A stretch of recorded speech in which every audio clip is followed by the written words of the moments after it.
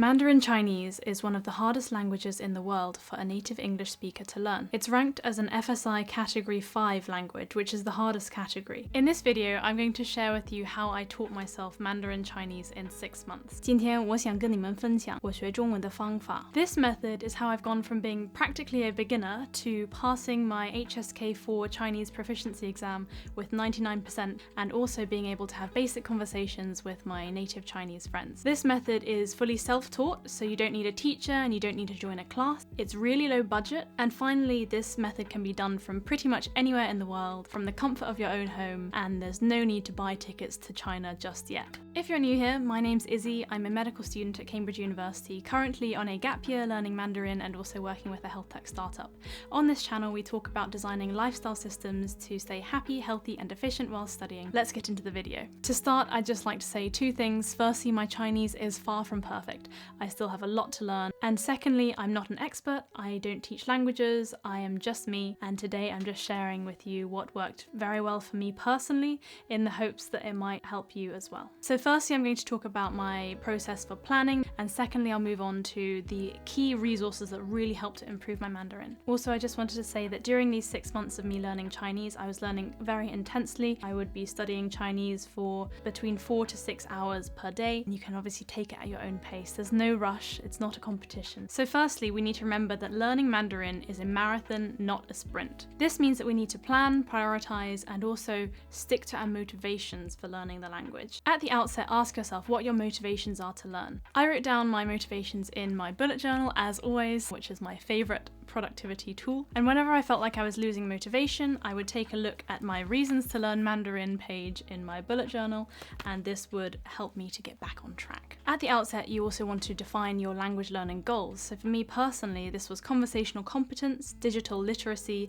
and also passing my HSK 4 exam, just as a personal milestone for me. By defining your aims at the outset, this means that you can more efficiently prioritize your time and target the exact areas that you need to improve to reach your goals. For me, that meant working mostly on speaking, listening, and reading, and also writing, but only by typing on a keyboard, whether that was on my laptop or on my phone, because actually I realized that for myself, I wasn't interested in learning to actually handwrite Mandarin Chinese, as this would probably double the time it would take me to learn vocabulary and not really add very much to my communicative competence. With all of this information, I of course made a big old Excel spreadsheet to plan and track my progress with my Mandarin. When you're making your master plan, remember that a little bit every day is much better than a big, huge session once per week, as this gives your brain time to integrate what you've learned each day while you're sleeping at night. So now moving on to the main resources that really supported and bolstered my learning. The backbone to my learning, which really gave me a lot of structure, was the HSK curriculum. HSK stands for 汉语水平考试, which basically means Chinese level exam, so Chinese proficiency exam essentially.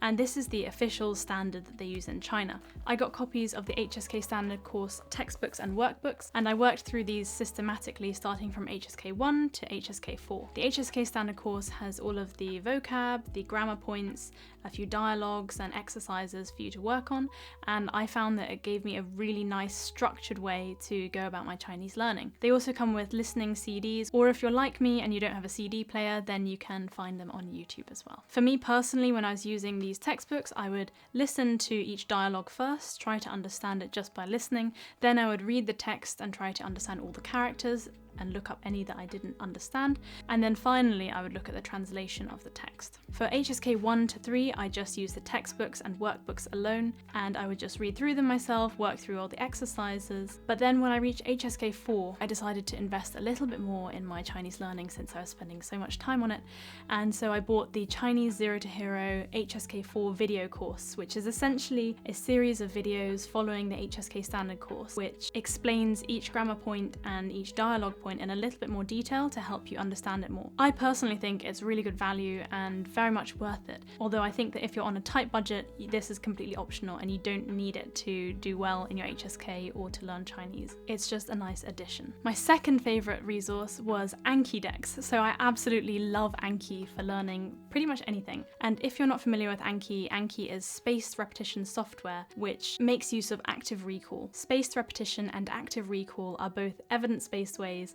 to maximize the efficiency of memorizing literally anything. Using Anki for this makes it really efficient because the software automatically calculates the next time you need to review or actively recall a fact or a word or vocabulary, and this means that you don't waste any extra time going over things that you actually already remember. I used 2 Anki decks for my Chinese learning. One was simply all the characters that I wanted to learn for my HSK 4 exam, which I set to learning 10 new characters per day, and the second one was full sentences that would come up on the flashcard along with audio of a native speaker reading it out and also all the characters. Along with using the Anki deck for learning characters, I also needed a Chinese dictionary in order to understand any new words I didn't know and put them in context with example sentences. There were 2 Chinese dictionary apps that I would recommend. The first one is Pleco, this one's amazing, and the second one is Hanping, which integrates with the Anki deck that I was using. The third key resource is finding language buddies or native speaker friends who you can practice speaking with. For me personally, I had a few native speaker friends who I could practice with. 2 websites that I used to find my language exchange buddies were italki, where there's a community section, and a website called language.exchange. There are plenty of others out there as well. I'll leave a link in the description. For Mandarin, if your language buddies are in mainland China, it may be worth installing WeChat. So I used WeChat for most of my language exchanges,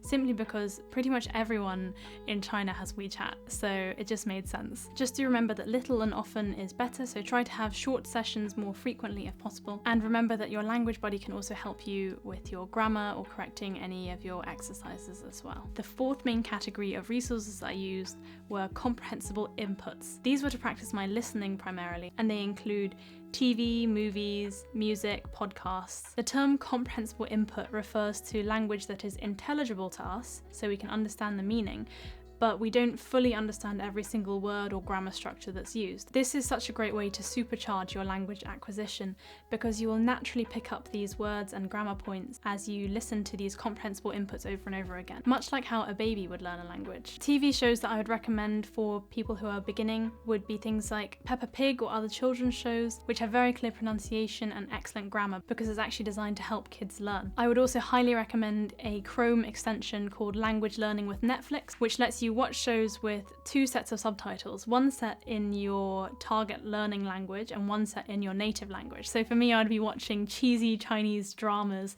with both Chinese subtitles and an English translation at the same time, which meant that I could watch the shows and kind of mostly rely on the Chinese subtitles along with the Chinese speaking, and then if there wasn't something I was sure about, I can pause and read the English subtitles as well. I would also listen to Chinese podcasts or music at any opportunity that I got. I had loads of podcasts that I listened to, but 2 that I really loved were Chinese Pod and Chill Chat. So those are all my top tips on how to learn Mandarin Chinese by yourself at home on a budget.